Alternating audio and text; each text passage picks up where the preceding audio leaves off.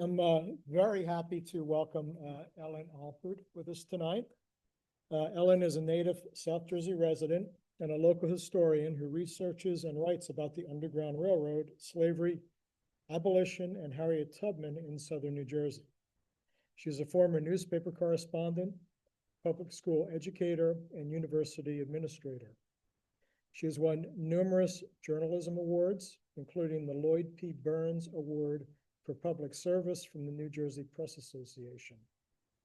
Ms. Alford is a graduate of Howard University in Washington, D.C. with a degree in English and Communications and has pursued graduate studies in American history at Rutgers Camden, where she was a recipient of the School of Arts and Sciences Academic Excellence Award. Ms. Alford is also a member of the National History Honor Society. So welcome, Ellen. Thank you, thank you. Thank you so much for inviting me. Thank you to Old Baldy Civil War Roundtable. Thank you for the audience and people online. I'm very pleased to be here tonight to talk about my book, Abolition and the Underground Railroad in South Jersey, Not Without a Fight. This is a work that I worked on for 15 years of research. And it was a little undaunting because I didn't know when to stop. I was doing research and research and research over the years, and I just didn't know how much I needed to have in order to have a book completed.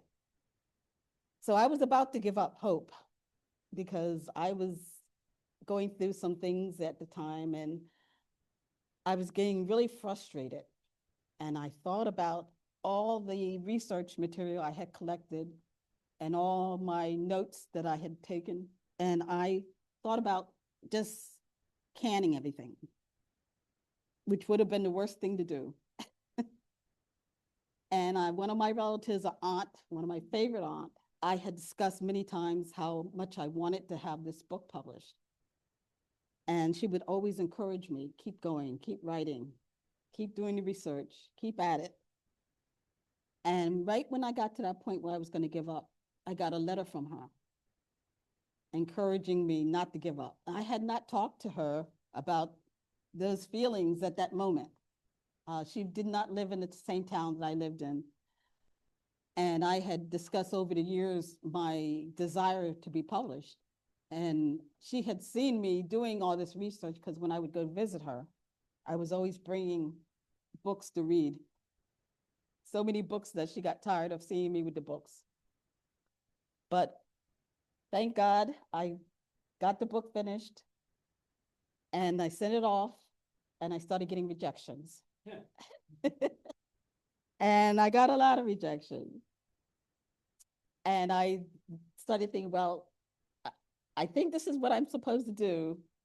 So maybe, I don't know what's wrong with the work. Maybe something is wrong with the work. Maybe it was too long because my original material that I had done was very long and it covered more than South Jersey. So I didn't know if that was the reason why I was getting discouraged or getting rejections. So I said, well, let me start to break it up. Maybe I just need to focus more on one area instead of talking about slavery and a lot of different areas, focus on one area. So I started taking stories out of the big thing that I wrote and sending them off and getting them published in historical magazines. And after I had a few articles published, people were saying, you ought to write a book. And I was like, yeah, I know, really. So then I had the idea, okay, maybe I'll try again. So I sent out some more inquiries and got some more rejections. And then one company I had already approached and had rejected me said, well, we don't want, the idea I proposed to them was doing a story on Civil War soldiers. And the editor said, we already have somebody doing that.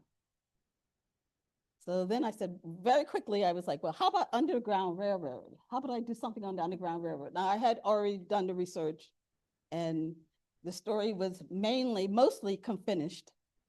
And he said, well, that sounds good. He said, or I said abolition. He was like, well, how about abolition in the Underground Railroad? I said, yeah, okay, that's good. So we had an agreement, and then he gave me a deadline, and the deadline was, he wanted it like in 3 months, and I hadn't finished. I had to rewrite everything.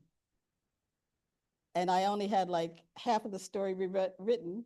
So now I needed more time than 3 months. So I requested about 6 months, and I was burning daylight every day and most of the night, rewriting and adding more to the story because there were chapters as I typed them up that were too short. They gave me a word count, and some of the chapters were just too short, and I had to go back and fill in, and that was very difficult. So anyway, this is a project I'm very proud of. It turned out much better than I think I could have ever hoped for. And I think I want to just get into the story behind the book. Abolition is very interesting. The abolitionist movement in South Jersey, and it was all across South Jersey. And the fact that we want, oh, you want to start with the flag. These are the flags for the 22nd Regiment, United States Colored Troops. This is one flag. This is the front and the back. The 22nd Regiment, United States Colored Troops, was one of many colored troops that were trained at Camp William Penn in Cheltenham, Pennsylvania. The 22nd was had the most New Jerseyans in it of all the Black regiments. It was predominantly made up of South Jersey men. And to me, this regiment was the most powerful regiment, even more powerful than the 54th Massachusetts. They got slaughtered. A lot of our men came back alive, and they were in very tough battles, including the siege of Petersburg, that convulsion of the tunnel and the bombing and all that. And many of the harshest battles, the last 2 years of the war, they were involved in. They were a very tough group of Black men. They were the only Black regiment that was asked to participate in Lincoln's funeral procession. And then they were the only Black regiment to be assigned to go after John Wilkes Booth. So these were tough men, very determined men, as all the regiments were. But I think that we had the best right here. So why don't we start with, go back to the beginning. One. We can go to 2. This is the title page. Okay, Harriet Tubman is my idol. If we are allowed to have idols, which we're not, religiously we're not allowed, but she was so brave. She was so determined. She was so active. But Harriet Tubman was very active across South Jersey. She was not only conducting people throughout different towns in South Jersey, she also spent time in Cape May, which I'm going to talk about later. Everything that she did was magnificent, and it was true. You know, we hear stories about people doing these fantastic deeds. She did fantastic deeds, and they were all true. She used disguises. She took trips back and forth, rescuing people, never got caught. She had a bounty on her head, $40,000 bounty, which in those days was a lot of money, a lot more than 40,000, and was fearless. And the whole time she just continued to rescue people. So let's go to the next phrase. Frederick Douglass. I know that he has spent a little bit of time in New Jersey, and from another historian who did some research on when he was being chased by authorities after the John Brown raid. He came through Camden, and I don't have a lot of details on that. I just know from another historian I talked to that Frederick Douglass spent a little bit of time in Camden because he was fleeing at this point because the authorities thought he was involved in the John Brown raid because he had been involved with John Brown. But Frederick Douglass is someone who, even though he doesn't have a strong, really strong presence in New Jersey, just his being and his words that he spoke and his writings and his speeches and lectures influenced all of the abolitionist movement everywhere. Next, John Brown, of course. I don't know if he spent any time here, but he also was very influential to the abolitionist movement here in New Jersey. So that's why I have pictures of those men. William Still is a New Jerseyan. He was born in Burlington. His parents, he has a very interesting history. His mother was enslaved. His father was free. His father came to New Jersey, and his mother ran away from wherever she was. I'm not sure if she was in Maryland or Virginia, which state she was in, but she ran with 4 children, came and found her husband. I believe it was in Cumberland County. I'm not sure, I'm not positive on that, but it was somewhere in South Jersey. Soon after, the slave catchers came and found her and took her and the children back. So she behaved herself and she laid low for a while, but she was determined she was going to run away again. And when she had the chance, she knew she could not run with all 4 children again. All the children were young. The 2 oldest were boys, the 2 youngest were girls. So she decided she would run again, just take the girls. She left the boys behind. She ran back to New Jersey, found her husband. They moved from where they were living to Burlington. I like to think the Pinelands. They were never captured. She was never captured again. She changed her name, and she had more children. And William Still, he heard the stories from his mother about how she escaped and how she had to leave 2 of her sons behind. When he grew up, he went to Philadelphia, got involved in the anti-slavery unit of the Underground Railroad. And he was a clerk in the office, and he would record information on slaves that were coming in, either looking for their family members or just coming in and wanting to go somewhere else. And he recorded information about everything about the slaves, which was very dangerous, because if this information had been found by slave catchers, they would have known exactly who the slaves were, where they came from, what they looked like, where they were going, how they escaped, because he wrote all that information down. And he did it purposely because he wanted to have a record for the future for all of us. And his book is called The Underground Railroad. And it's a massive, nicely thick book of accounts of all the slaves that he recorded through his office. And he gives detailed information. And he hid those records, not in his office, because slave catchers were watching his office also. He kept the records hid in a cemetery, but he kept updating everything. And that's why we have so much information about certain slaves today. And we know who their owners were, where they came from, how they ran away, what happened to them before they ran away.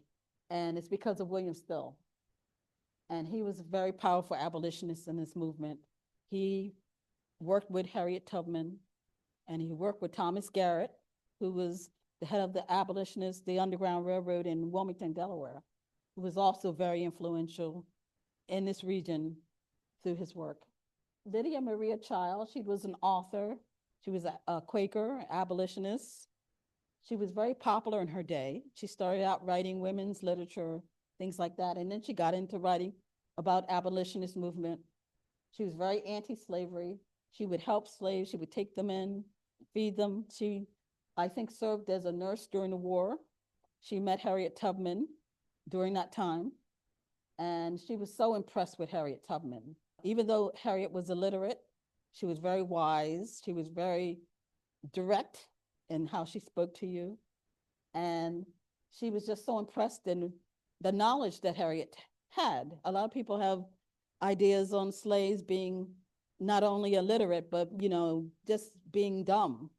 And Harriet, even though she couldn't read, she could read the stars. And that was how she ran away.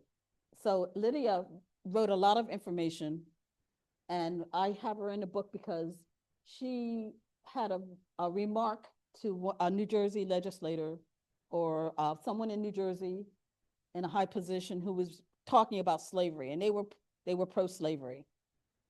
And she was offended by what the person had written. So she wrote back to that person and gave them a very sharp reply. So that's why I have her in the book. Stephen Smith is an important figure also for New Jersey. He was born into slavery when he was 5 years old. He was born in the late 1790s.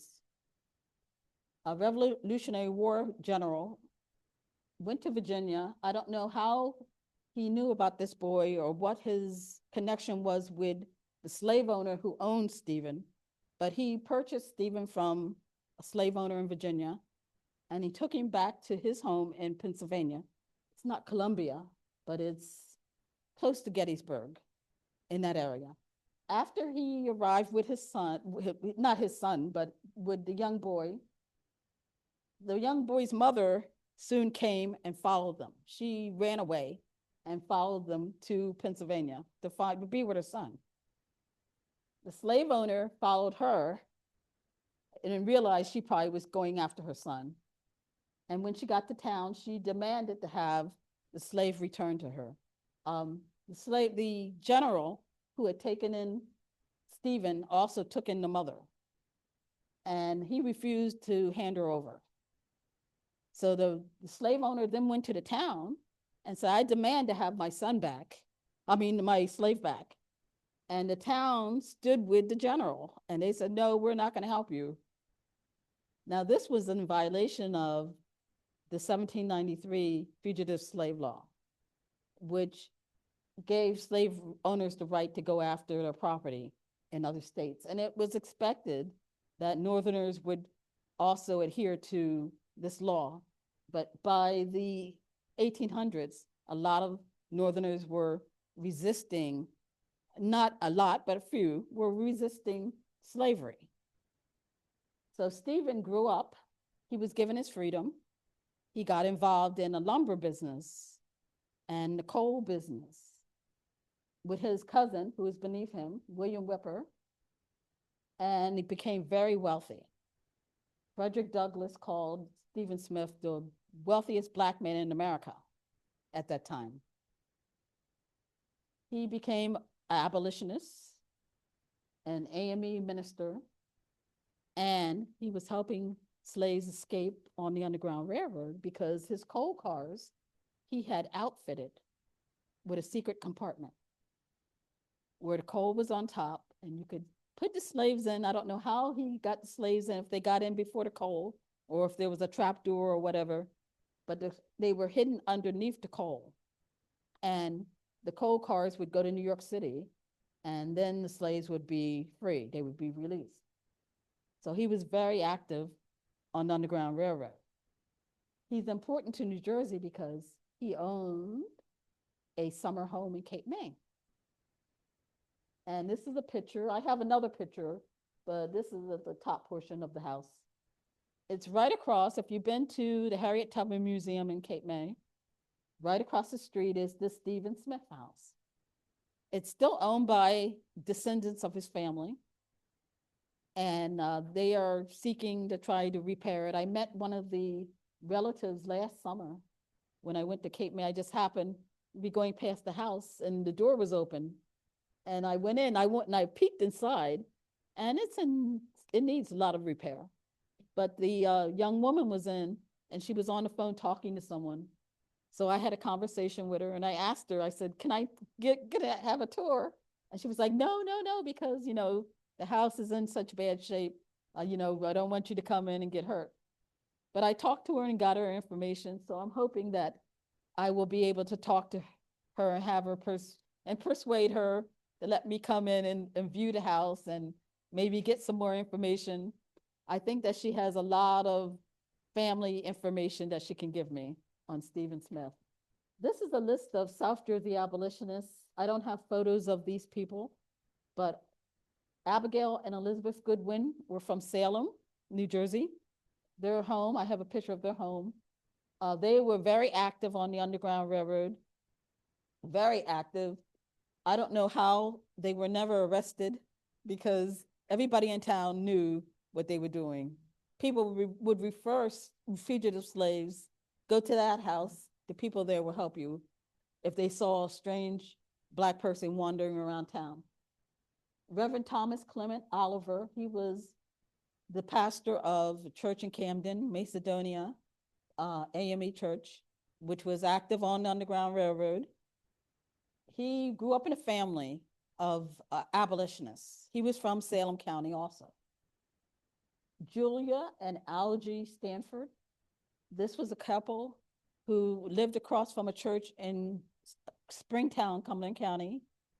And this church was active on the Underground Railroad, and it was one of two churches that have oral history connecting Harriet Tubman to them. Harriet Tubman would come either to drop people off or to pick people up at the church. She was very often seen at this church. The Stanfords, not only did they tend to the church, but they were also part of a system of Black watermen that worked on the Delaware Bay area of Cumberland County. And there was a system of lights that would flash. There were boats would come across the Delaware Bay from Delaware with fugitives. The boats would stop in the middle of the water, the river or the bay, close enough to New Jersey, and there would be people manning Oyster Point, I think it was called Oyster Point, near Greenwich. That was a fishing village.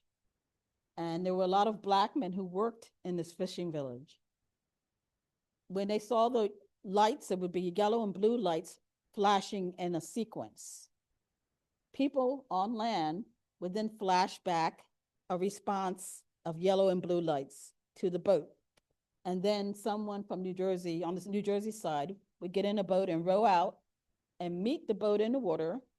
They would exchange the cargo, which were the fugitives, and then row back to New Jersey, and the other boat would go back to Delaware. I haven't read of anything like that happening anywhere else except here in Cumberland County. And in fact, I have a lantern. It's not original. It's what I would like to think that maybe the lantern looked like. And I didn't have it set up, but I usually put yellow and blue candles inside. And I like to have this because it represents what they were doing in Cumberland County off the water. And Harriet Tubman, she was very familiar with secret codes. Before she ran away, when she was living in Maryland, because she grew up in Maryland, in the Chesapeake Bay area, she worked, her last job was working with the lumber, hauling lumber, because she worked alongside her father, who was free, but she was still enslaved. And she would haul lumber with a carriage or oxen to the water. And the lumber would be loaded on boats. And she met a lot of the Black watermen. Watermen were men who worked on the water, either sailors, dock workers, any man that worked in the shipping business were called watermen. And they used to give her a lot of information about the Underground Railroad. They told her how to escape, what the best routes were, who would help you out, like the Quakers, where to go, secret codes.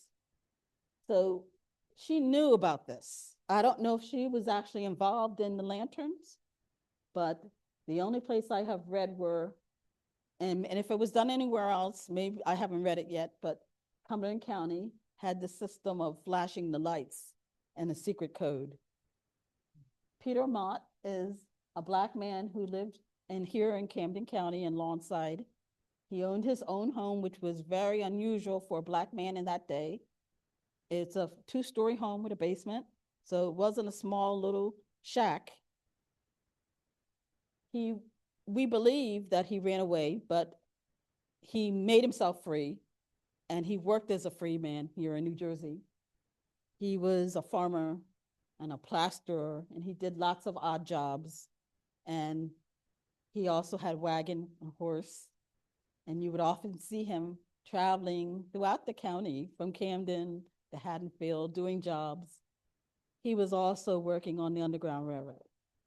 And he was transporting fugitives from place to place also, secretly.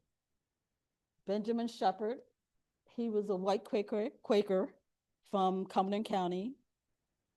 He was helping the fugitive slaves who came across the bay to Greenwich.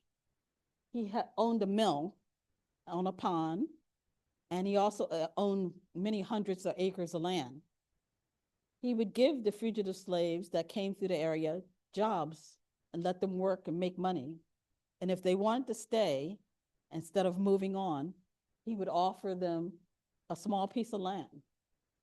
So he was helping the hide fugitives, helping them, give them food and resuscitation and also jobs. Thomas and Josiah Evans are from here in Camden County. They were Quakers. They were also abolitionists. They also owned a mill. And they did just about the same thing as the Shepherds did.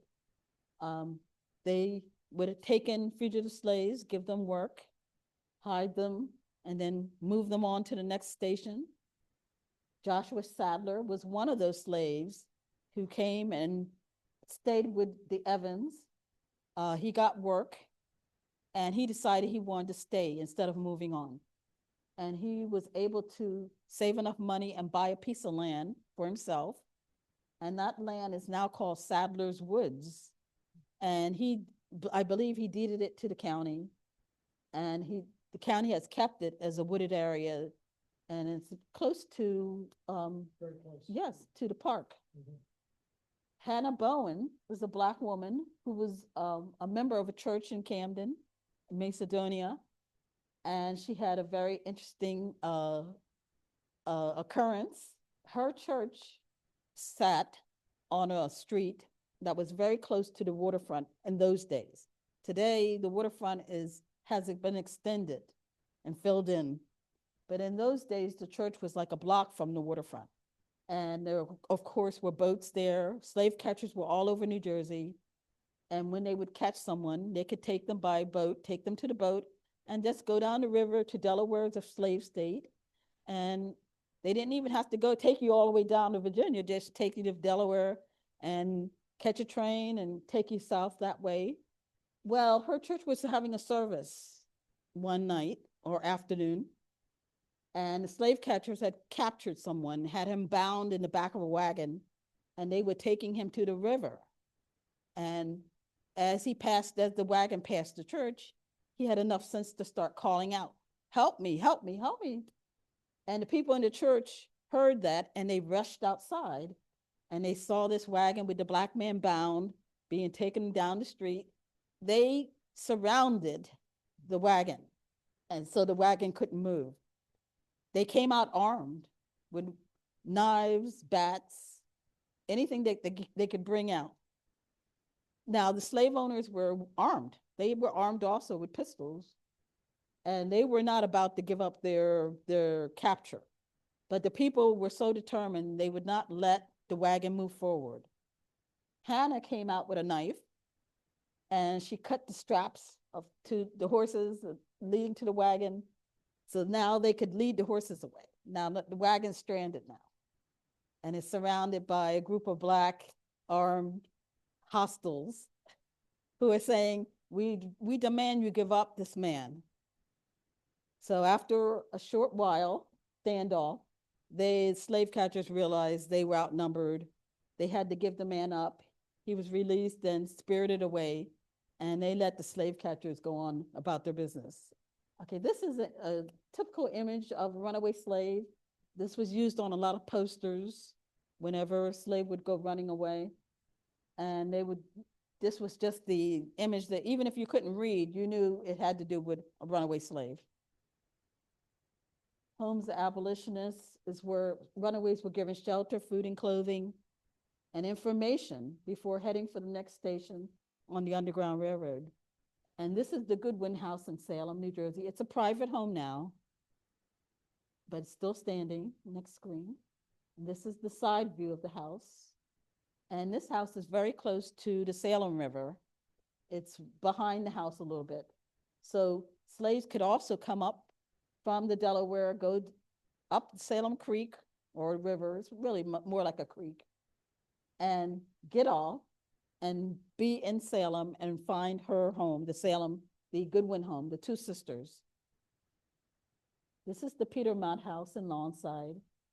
And Peter, like I said, he was very active on the Underground Railroad. And it was unusual, like I said, for a Black man to own his own home. And he owned lots of property, extensive piece of property. So he did very well for himself as a businessman. This is the Stephen Smith house. This is his summer home in Cape May. And like I said, he was also very rich.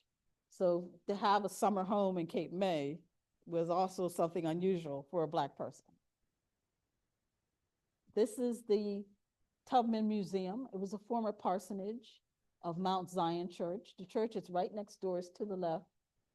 And I do have a picture of the church later. It's a museum now, but this was the church parsonage. I visited the museum in 2000 during the pandemic. They had just opened and they had not finished their renovations.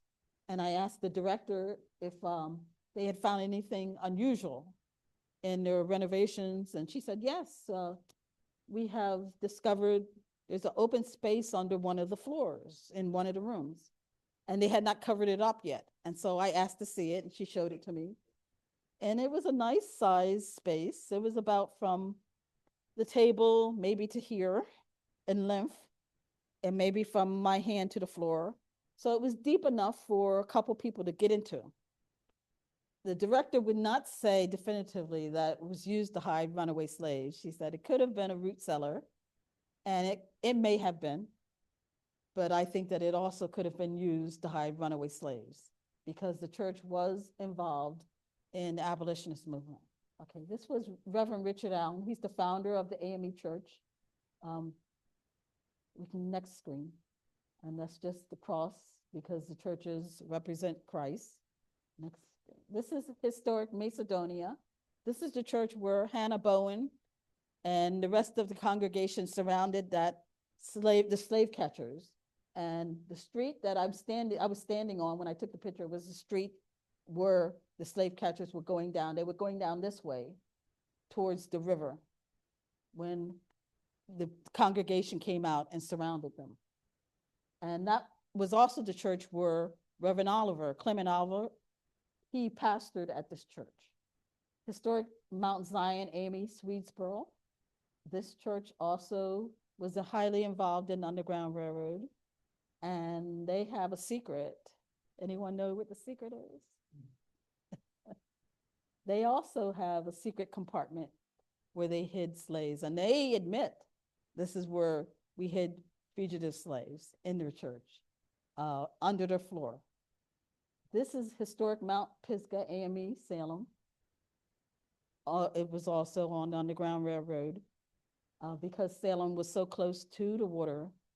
That was one of the routes. There was three main routes through New Jersey. One route was coming across from Wilmington to Salem.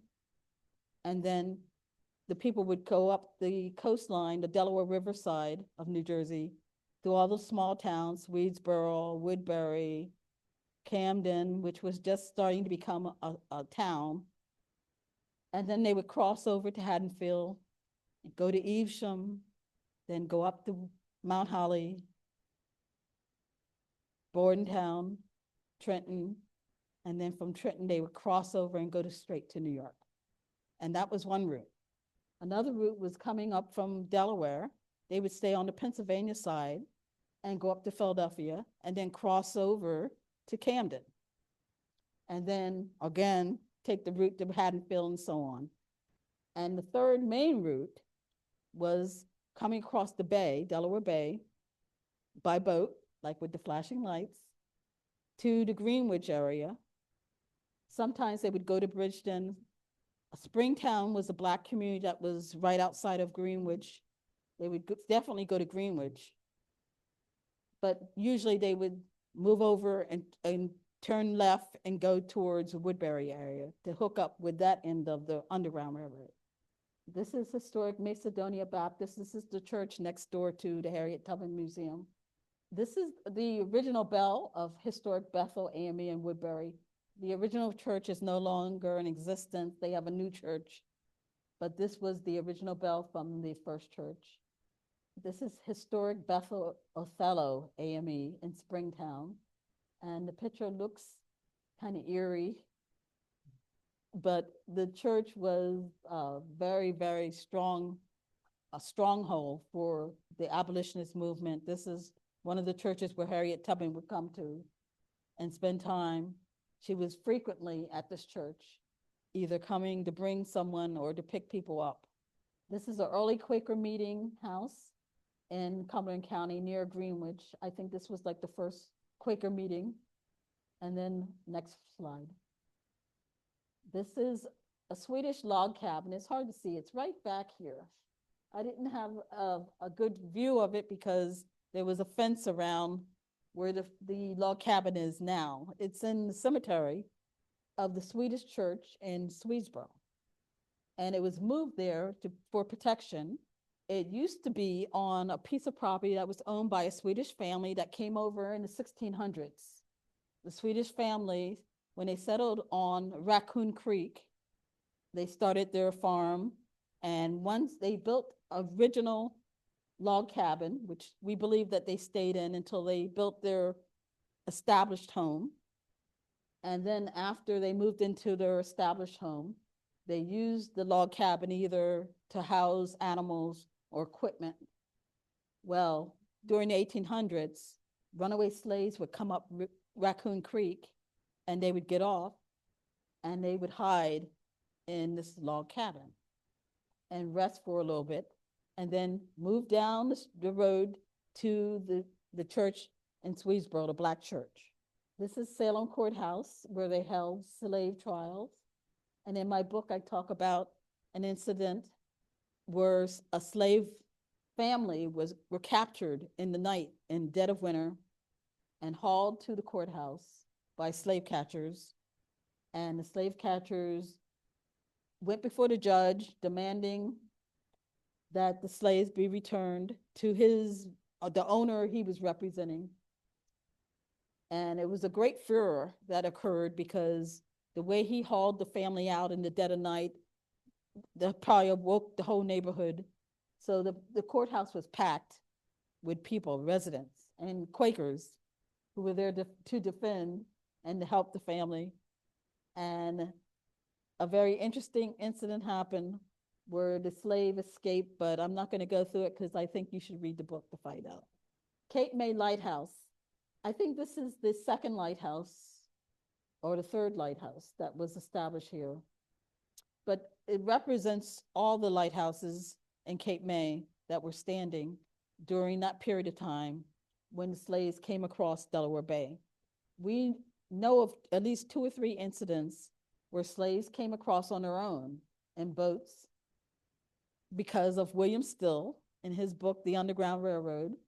He talks about incidents where slaves came across. And in one episode, it was a group of slaves, maybe about 5. They actually had a gunfight with a group of young men who saw them in a boat on the bay. The young white men got into the boat. They had guns on them, and they were chasing the slaves, trying to capture them. I don't know if they knew they were slaves, or they probably figured they were slaves. I don't think that they knew the slaves personally, but they just decided, we're going to go after this group. And they tried to capture them. They actually caught up with the boat, and there was a fight that erupted, a fist fight at first, between the men in both boats. The slaves got the upper hand, and then the young men pulled out weapons and guns and shot. Several of the slaves were wounded. They weren't killed, but they managed to push themselves away, and they got close enough to Cape May, and they saw the lighthouse, and they were able to get to land and then get some help from the Black people in Cape May area. Stowe Creek is a creek that was very important on the Underground Railroad. It borders both Salem and Cumberland counties. And it looks very placid in this picture. I've been across it a couple of times. The first time I went across the creek, it was raining very hard, and the water was like a rushing river. You would have thought you were in a whitewater rapids area. The water was rushing that hard. So this is a tidal creek, and it's very deep. People have drowned in it. And yet, this was a main waterway for fugitive slaves coming up to come to Greenwich and to Springtown. And this is another view of the creek going out into Delaware Bay. This is Mad Horse Creek area in Salem County. These are all areas right bordering the Delaware River. Next screen. And this is the actual creek in the marshland on both sides. And another view of the creek where it's meeting the Delaware Bay in the back. The dark line in the back is, looks like it's woods. It's really Delaware River. And you have the sky and the horizon meeting the water. This is a view of Delaware River at Camden. This was a location, this area of Camden, where people would cross over from Philadelphia to New Jersey. Dennis Creek.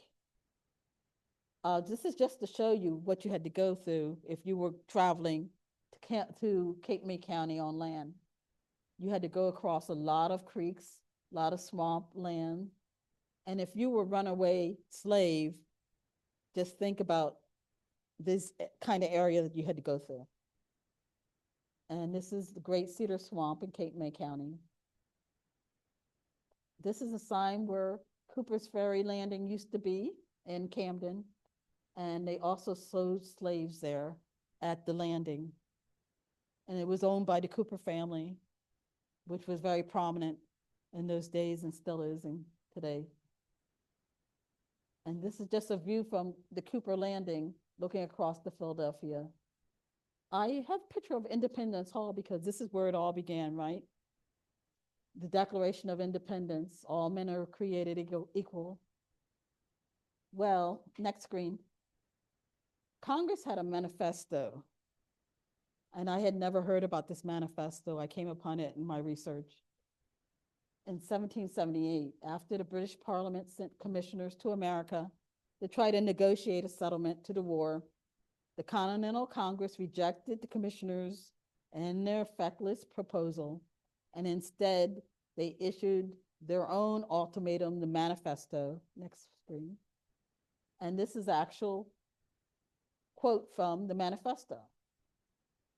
And when I read this, I was really shocked because it sounds like this is where we got the idea of the Statue of Liberty. But it says we will accept people from every nation and every clime. And I started thinking, well, aren't African people, aren't they from every nation? I mean, that should have included the Africans. That should have included people who were enslaved, that you would accept them as your brethren. And this was a manifesto that our Continental Congress gave to the British to say, no, we're not coming back to you. We're going to stand on this. But yet, did we keep our own promise to ourselves? General Washington did not want Black soldiers in the army, but they still were able to fight. And we have in our own backyard in Gloucester County, a Revolutionary War site, which Black soldiers and Native American soldiers fought at. It's called Red Bank. And they were not soldiers from New Jersey. They were from 1st and 2nd Rhode Island regiments. And this is a map of the Red Bank Archaeological Project. And that's another map of the river in the fort. And of course, that's a picture of Colonel Green, who led the 1st Rhode Island Regiment. And this is one of the cannon, original cannon. I think this was taken from one of the British ships that were sunk in the Delaware River. And it now is at the site. And this is a monument to the Hessian general or colonel who was killed at Red Bank by the Rhode Island Regiment. And of course, after Rhode Island, after the fight, the soldiers went to Valley Forge for that terrible winter. And this is a monument dedicated to the Black soldiers of the American Revolution there at Valley Forge. And the recreated log cabins. And also, this is the earthwork that they still have in existence. And I saw the statue, it was so moving. It looks like Liberty. It's not called Liberty. It was dedicated to the mothers who lost their sons in the revolution. But if I didn't take a picture of her from the front, but she's in terrible mourning for the men who died. And of course, this is the tomb of the unknown soldier in Philadelphia. And it should represent all soldiers who fought in the revolution. And of course, the Revolutionary War did not end slavery. So regular people did something, and people like Moses, Harriet Tubman. And some heroes have a cape. She had a cape, not the cape that you put on. Next screen. She had Cape May. She went to Cape May, I believe, for more than to work, because she had a job in Philadelphia. When she ran away initially, she went to Philadelphia. She met William Still. She got working in hotels there. And then she started the next year going back, rescuing people from her hometown. She came to Cape May in 1852. We know at least for one summer. And she was working either in a hotel or one of the private homes. We don't know exactly if she was a cook or cleaning. She might have been doing it all. But I believe that she came here for more than one reason. And that was to work on the Underground Railroad. Cape May at that point in time was a playground for elite men and women, not only Southern planter families, but politicians, Northern businessmen, and well-to-do singles. They would come to Cape May, spend the whole summer partying. We have a diarist from Gloucester County named Isaac Mickle. He kept a diary, and he started recording the diary when he was a teenager, and he kept it for many years. And because he was from a well-to-do family, he was able to travel a lot. He went to Cape May, and he talked about his time in Cape May. He talked about the entertainment. He talked about the women. He talked about the activities. So we have firsthand accounts of people describing what Cape May was like. And what better place for her to spy on Southern planters than in Cape May? Because they came with their whole retinue.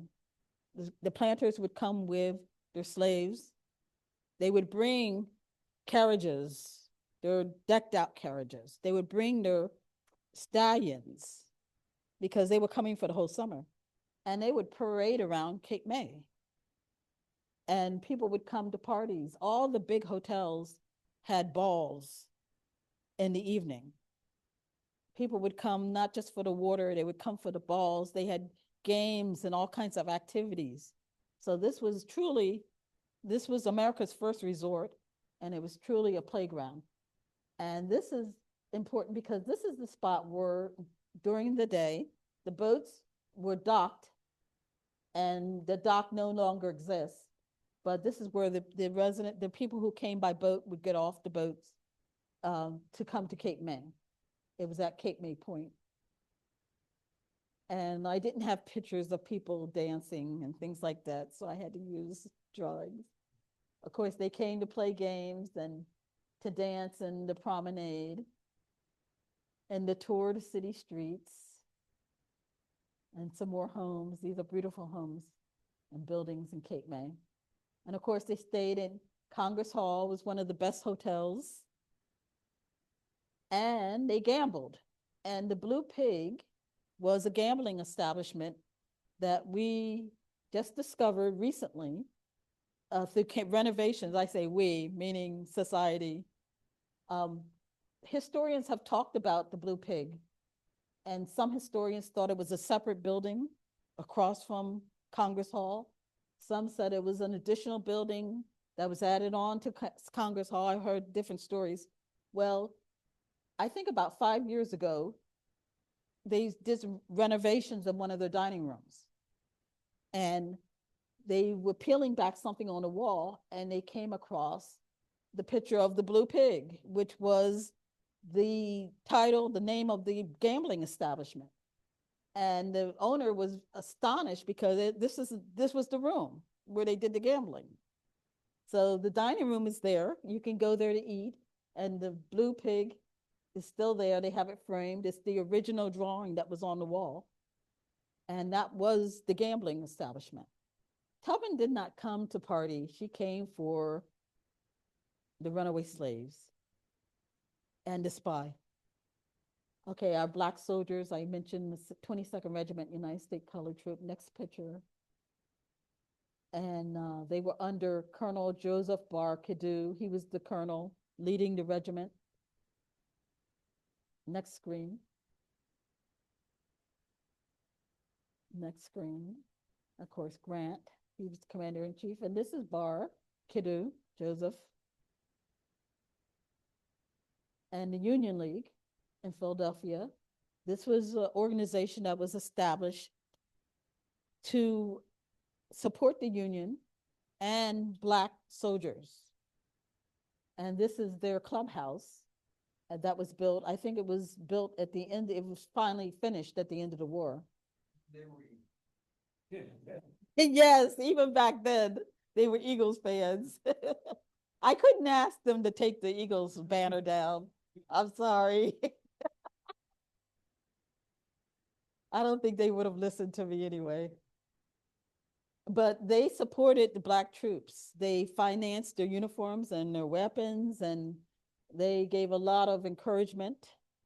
And so this is very important, this organization, to the Black soldiers. Okay. And so this is a rededication ceremony I attended in 2019 in Franklinville. This was to rededicate a cemetery that has the remains of, I think, 3 Civil War soldiers. And I mentioned the soldiers in my book. One of the soldiers had a very tragic ending that you should read about, because it just lets you know that it wasn't all glory for people enlisting. And of course, we had the Lincoln reenactor, and we have the reenactors from representing the 22nd Regiment. And these are 2 of these soldiers that are buried there, William Tribbitt and John Hicks. And these are color guard. And there was a lot of people there. There were Buffalo Soldiers is a Black motorcycle group today. And they came out in full force to pay homage to the soldiers that were buried there. And of course, our flags here, which I think is very interesting. I haven't seen flags of all the regiments, Black regiments, just a few. But I noticed that of the ones that I've seen, the 22nd Regiment is the only flag that shows them in fighting. The other flags, the men are standing next to Lady Liberty, or they're waving goodbye to their loved ones, or they're holding the flag or doing something else. This is the only flag that I've seen. And if there are other flags out there showing them in fighting, I'd like to see them. But it shows them in fighting. So I think that says it all about the 22nd Regiment, who they were.